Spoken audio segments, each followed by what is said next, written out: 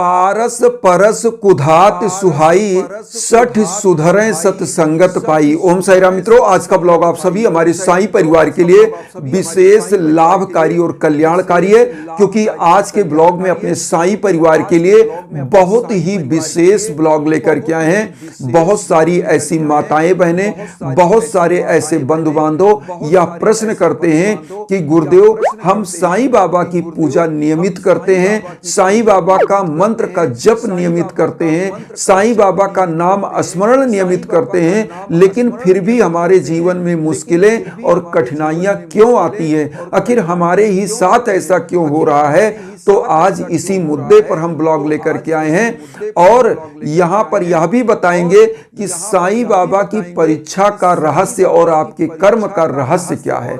आज इसी मुद्दे पर यह ब्लॉग है और यहां पर मैं और बताना चाहता हूं कि जिस प्रकार से कीचड़ में कमल खिलता है तो उसका आभा मंडल और उसकी सुंदरता दिव्य होती है, जब साईं की कृपा होती है तो आपके जीवन में ऐसे ही कमल खिल जाते हैं। जो कीचड़ रूपी जीवन है, जो कठिनाइयों से भरा जीवन है, वह रहस्य आप आज जान जाएंगे तो ऐसे ही आपका जीवन कमल की तरह खिल जाएगा।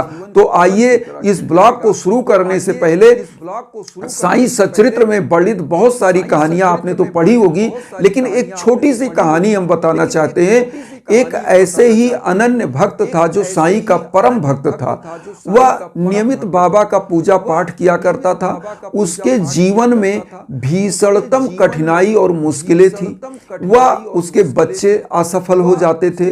उसके जीवन में जहां भी वह कोई कार्य करने जाता था वहां उसे घाटा लगता था और असफलताएं मिलती थी। एक दिन वह सुबह सुबह ब्रह्म मुहूर्त में उठता है और बाबा के सम्मुख एक दीप जलाता है, धूप बत्ती जलाता है और नियमित जो पूजा करता है वह करता है। उसके बाद जब पूजा से वह वहां से हटता है तो आसमान की तरफ देख करके और अपने भाव विह्वल स्वर में कहता है कि साईं, आप मेरे जीवन में इतनी मुश्किलें क्यों दे रहे हैं? मैं आपका अनन्य भक्त हूं, अब मैं टूटने लगा हूं, अब आपके शरणागत हूं, आप जिधर ले चलोगे उधर चलेंगे। बाबा, मेरे जीवन में जो भी दिक्कतें हैं उनको दूर करिए। उसी रात जब वह सुबह के बाद रात होती है तो भोजन ग्रहण करने के बाद, बाबा को भोग लगाने के बाद, पूजा करने के बाद वह सो जाता है। सोता है तो बाबा उसके सपने में प्रकट होते हैं। यहां पर बाबा क्या कहते हैं उससे कि देखो, 84 लाख योनियों में भटकने के बाद तुम मनुष्य का जन्म पाए हो और मनुष्य का जन्म जब मिलता है तो आपकी जो आत्मा होती है वह कर्म के बंधन को लेकर आती है। आपके पूर्व जन्म में जो आपने पाप कर्म किए थे, मेरा नाम स्मरण करके ही वह पाप कर्म कट रहा है और आप के जो कठिनाइयां हैं उसमें मैं ही आपका सहयोग कर रहा हूं, जो आप बचे हुए हैं, वरना इन कठिनाइयों से आप समाप्त हो जाते, टूट जाते। इसलिए मैंने तुमको अकेले नहीं छोड़ा है। जिस प्रकार से सोने को तपा करके आग में फिर उसमें जो है सुंदर सा गहना बनाया जाता है, उसमें नूर लाया जाता है, चमक लाया जाता है, तो वैसे ही तुम्हारे जीवन में जब कठिनाइयां आती हैं तो तुम्हारा जीवन और निखर जाता है। तुमको तोड़ने के लिए यह कठिनाई नहीं मैं लाया हूं, तुमको और निखारने के लिए लाया हूं कि तुम मेरे शरणागत हो जाओ और अच्छे से तुम मेरी पूजा आराधना करो और तुम्हारे समस्त कष्टों को मैं दूर करूंगा। तो बाबा यहां क्या कहते हैं, मैसेज क्या होता है? वह किसान जब जगता है सुबह तो क्या होता है, वह फिर से एकदम से उसका प्रफुल्लित मन से वह जगता है और बाबा के सम्मुख फिर से धूप दीप लेकर जाता है और बाबा के शरणागत हो जाता है और उसको यह संकेत प्राप्त हो जाता है कि बाबा, मेरे जीवन में जो कठिनाइयां आ रही है बाबा ही मुझे संभाल रहे हैं। और वह भक्त जो बाबा का था वह कहता है कि बाबा ने जो मुझे मैसेज दिया है वह यही दिया है कि मुझे कभी टूटना नहीं है, बाबा पर कभी अविश्वास नहीं करना है, क्योंकि बाबा स्वयं साईं सच्चरित्र में बाबा कहते हैं कि जो भक्त अनन्य भाव से मेरी शरण में आ जाता है, शरणागत हो जाता है, उसके घर में अन्न धन वस्त्र की मैं कभी कमी नहीं होने देता। ऐसे साधक का मैं सदैव बाह पकड़ लेता हूँ और उसको सही दिशा और दशा प्रदान करता हूँ और उसके जीवन में समस्त प्रकार के जो दुख दर्द है उसको मैं दूर करता हूँ। जैसा कि साईं बाबा ने 11 वचन में कहा है कि जो शिरडी में आएगा आपद दूर भगाएगा, चढ़े समाधि की सीढ़ी पर, पैर तले दुख की पीढ़ी पर, त्याग शरीर चला जाऊंगा, भक्त हेतु दौड़ा आऊंगा, मन में रखना दृढ़ विश्वास, करे समाधि पूरी आस, मुझे सदा जीवित ही जानो, अनुभव करो सत्य पहचानो, मेरी सरल आ खाली जाए, हो तो कोई मुझे बताए, जैसा भाव रहा जिस जन का वैसा रूप हुआ मेरे मन का, भार तुम्हारा मुझ पर होगा, वचन न मेरा झूठा होगा, असहायता लो भरपूर, जो मांगा वह नहीं अधूर, मुझ में लीन वचन मन काया, उसका ऋण ना कभी चुकाया, धन्य धन्य वह भक्त अनन्य, मेरी सरल तजले नानन। यहां पर बाबा ने अपने 11 वचन में वचन दिया है कि मैं आपके जीवन में कभी कोई कष्ट नहीं आने दूंगा, मैं हमेशा आपके पास हूं और आपको कभी खाली हाथ नहीं जाने दूंगा। यहां पर आप समझिए, जब आपके जीवन में कठिनाइयां आ रही हैं तो यह समझ लेना कि आप अकेले नहीं हो।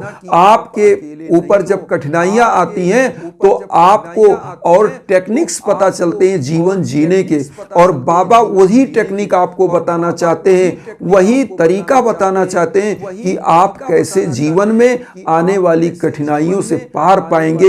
यही बाबा आपको सिखाते हैं। और जो पूर्व जन्म का आपका पाप होता है, जब बाबा के नाम का स्मरण जब करते हो तो क्या होता है, पूर्व जन्म का पाप कट के समाप्त होकर आपका जीवन जिस प्रकार से कीचड़ में कमल खिलता है और उसका आभा मंडल दिव्य होता है, सुंदरता दिव्य होती है, हर व्यक्ति उसको देखकर लालायित होता है कि यह कमल हमें प्राप्त हो जाए, ऐसे ही आपका जीवन खिल जाता है बाबा की कृपा प्राप्त होकर के। तो कठिनाइयों में कभी आपको घबराना नहीं है, ना बाबा के ऊपर अविश्वास करना है। ऐसे ही साईं सच्चरित्र में एक छोटी सी कहानी और आती है। साईं बाबा की ऊदी नामक चैप्टर एक है, उसमें ऊदी का महिमा जो है वह बताया गया। उसमें एक कहानी आती है छोटी सी कि एक बालक असाध्य रोग से पीड़ित था। बाबा उसको ऊदी देते हैं, पिलाते हैं और उसका रोग समाप्त हो जाता है। तो उस बालक के जो चाचा थे वह डॉक्टर थे, वो देखते हैं मेरा भतीजा बाबा की ऊदी से स्वस्थ हो गया, मैं तो इतनी दवा किया वह स्वस्थ नहीं हो रहा था। तो होता क्या है, डॉक्टर के मन में बाबा के प्रति आस्था जागृत होती है, लेकिन कोई व्यक्ति उनका कान भर देता है, बाबा के खिलाफ भड़का देता है, तो वह अपना प्लान चेंज कर देते हैं बाबा से मिलने का। और जब वह रात में सोते हैं तो उनके कान में एक आवाज आती है, बाबा का संकेत आता है। क्या आता है कि क्या तुम अभी भी मेरे ऊपर अविश्वास कर रहे हो, तुम मुझसे नहीं मिलना चाह रहे हो। ये शब्द गूंजते रहते हैं। तो वो एक हफ्ते के बाद अपना विचार बनाते हैं कि मुझे साईं बाबा के पास जाना ही जाना है। जब वह बाबा के पास आने के लिए, शिरडी आने के लिए निकलते हैं तो रास्ते में उनका एक पेशेंट रहता है जो उनको बार बार कॉल करता है कि आप आ जाइए और मुझे बहुत तगड़ा ज्वर है, एक बार आप मिल लीजिए। तो डॉक्टर साहब पहले उसी के घर जाते हैं, क्योंकि रास्ते में उसका घर था। वहां जाते हैं, मन में ये कहते हैं कि अगर यह भक्त, ये जो हमारा जो पेशेंट है, इसका ज्वर जल्दी समाप्त हो जाएगा तो मैं बाबा के पास आज ही निकल जाऊंगा। होता क्या है कि चंद घंटों के अंदर ही उसका ज्वर समाप्त हो जाता है, उसका बुखार उतर जाता है और वह बाबा के सामने पहुंचते हैं और बाबा के शरणागत हो जाते हैं। और बाबा वहीं पर मुस्कुरा कर कहते हैं कि आपका अविश्वास मेरे ऊपर से खत्म हुआ। तो वह दंग रह जाते हैं। इसीलिए मैं कहता हूं, बाबा सर्वज्ञ हैं, सर्वत्र हैं और बाबा चराचर जगत में हैं। तो बाबा आपको अकेले नहीं छोड़े हैं, आपको अविश्वास नहीं करना है। जैसे डॉक्टर साहब फिर क्या हुआ, अनन्य भक्त हो गए बाबा के और बाबा उनको कृतार्थ किए अपना दर्शन दे करके। तो बाबा हमेशा हर रूप में आपके साथ है। मैं ऐसे ही एक कष्ट में फंसा था, मैं आपको कहानी बताया हूं, एक ब्लॉग में बता चुका हूं। मैं यात्रा में था और पुल टूटा हुआ था, बस में मैं यात्रा कर रहा था और वह बस मुझे एक ऐसे जगह 11, साढ़े 11 बजे, 12 बजे रात में उतारती है और मुझे कोई साधन नहीं मिल रहा था। और उस बस के चले जाने के बाद अब क्या हुआ कि हम लोग वहां अकेले पड़ गए, केवल 2 लोग, और लोग तो उनके पास लगेज नहीं था, वो चले गए। लेकिन बाबा की कृपा देखिए, एक चमचमाती हुई गाड़ी हमारे पास आकर रुकती है और वह लेकर हमें गंतव्य स्थान तक पहुंचाती है। और वहां जहां मैं उतरता हूं वहां एक साईं मंदिर ही रहता है। मैं जाके बाबा के शरणागत होता हूं, प्रणाम करता हूं कि बाबा आपने ही मेरा सहयोग किया। तो आप यह समझिए, बाबा संकेत भी देते हैं, किसी ना किसी रूप में आपकी मदद करते हैं। क्योंकि गोस्वामी तुलसीदास जी ने जो लिखा है प्रभु के बारे में, क्या लिखा है कि बिनु पद चले सुने बिनु काना, करबिन करम करे विधिनाना, आनन रहित सकल रस भोगी, बिन वाणी वक्ता बड़जोगी। ईश्वर क्या है? जो बिना हाथ पैर के चलता है, बिना जीवा के समस्त रसों का स्वादन करता है, बिना कानों के श्रवण करता है, बिना आंखों के देखता है और बिना मुंह के सबसे बड़ा वक्ता और योगी है। इसी प्रकार से बाबा का जो 11 वचन है ना, उसमें 2 लाइनें आती हैं, मुझे सदा जीवित ही जानू, अनुभव करो सत्य पहचानो। तो ईश्वर का कोई आकार प्रकार नहीं है। सदगुरु ने स्वयं कहा है कि मेरा यह शरीर जो है समाधि में चला जाएगा, लेकिन आप जब भी पुकारोगे मैं तत्क्षण आपके सहयोग के लिए उपस्थित हो जाऊंगा। और सहयोग बाबा स्वयं कहते हैं, जो व्यक्ति मेरे ऊपर अनन्य भाव से विश्वास करता है, मेरे शरण में आता है, मैं सदैव उसका सहायता करता हूं, उसके समस्त दुख दर्द को दूर करता हूं और करता रहूंगा। तो ये बाबा की कृपा है। आप यह ना सोचें कि आपको मुश्किलें दी जा रही हैं टूटने के लिए।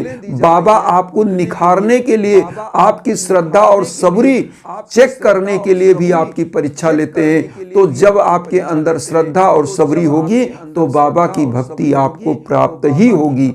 इन्हीं भावनाओं के साथ एक चीज और कहेंगे कि जब आपके जीवन में भीषणतम कष्ट और संकट चल रहे हों, संतान प्राप्ति की बाधा, या आपके जीवन में जो है किसी भी क्षेत्र में आप असफल हो रहे हैं, तो ऐसे समय में आपको यज्ञ याजन हवन पूजन जरूर कराना चाहिए। हम इसीलिए अपने व्हाट्सएप का नंबर और इंस्टाग्राम का लिंक भी वीडियो के बीच बीच में देते हैं। आप जिस भी प्लेटफॉर्म पे हैं उस पर आप हमको कॉल कर सकते हैं, मैसेज कर सकते हैं, और आपके भी लिए आपके नाम गोत्र पर संकल्प होकर यज्ञ याजन हवन होगा। निश्चित आपका कल्याण होगा। आप विश्व के कोने कोने में कहीं हो, आपके ऊपर बाबा की कृपा बनेगी और वह ऊर्जा वहां तक पहुंचेगी। आज ऐसे ही एक अनन्य भक्त जो रहने वाले हैं बिहार के, उन्होंने मुझे बताया उनका बेटा एमटेक किया हुआ था, बहुत ही मल्टीनेशनल कंपनी में उनका जॉब लगा, जिनके लिए 6 महीना पहले हमने पूजन किया था, और आज उन्होंने न्यूज दिया तो बहुत खुशी मिली। बहुत बहुत बधाई। ईश्वर ऐसे ही साईं बाबा सबका कल्याण करें और सबके जीवन में ऐसे ही खुशियां आए। आप लोग भी चाहते हैं यज्ञ याजन हवन पूजन पूजा पाठ, तो निश्चित रूप से हमारे इंस्टाग्राम और हमारे व्हाट्सएप नंबर पर आप कॉल मैसेज कर सकते हैं। हम आपके लिए हमेशा तत्पर हैं और हमेशा आपकी सेवा में हैं। इन्हीं भावनाओं के साथ एक चीज और कहेंगे कि वसुधैव कुटुंबकम की जो भावना हम लेकर चल रहे हैं, उसमें आप सभी लोग चैनल को सब्सक्राइब करके हमें भी अपना परिवार बनाइए और उन बंधु बांधवों तक वीडियो को जरूर शेयर करिए जो किन्हीं कारणों से कष्ट में, दुख में। इसी भावना के साथ ओम साई राम।